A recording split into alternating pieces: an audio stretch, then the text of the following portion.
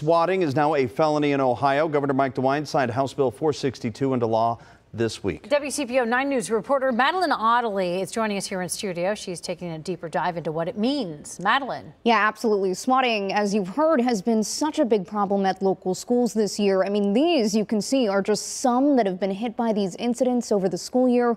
One superintendent tells me that these calls have a lasting impact. He opened fire on the students.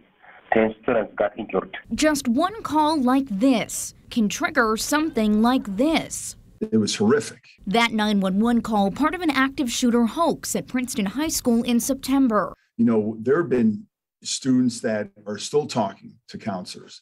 There's staff members that are still talking to counselors months later. Schools aren't the only target when it comes to swatting. Now a new law is cracking down, making swatting a felony in Ohio. This should be a felony, to as high of a degree as possible. People who make false or misleading reports could face up to 18 months in prison. If someone gets hurt, violators could face years. Anytime that we have that level of response as law enforcement or firefighters, there's always increased risk to everyone. So what did these cases look like before? We dug through Hamilton County court records.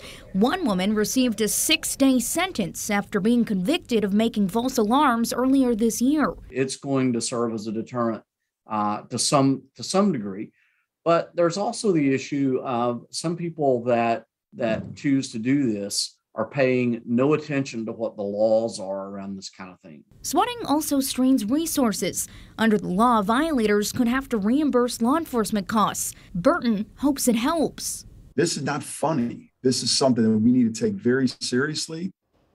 No, I did just speak recently with the superintendent in Winton Woods, which dealt with this not that long ago. He told me sometimes these calls come from really young kids who just don't realize the implications of what they're doing. Craig, Tanya?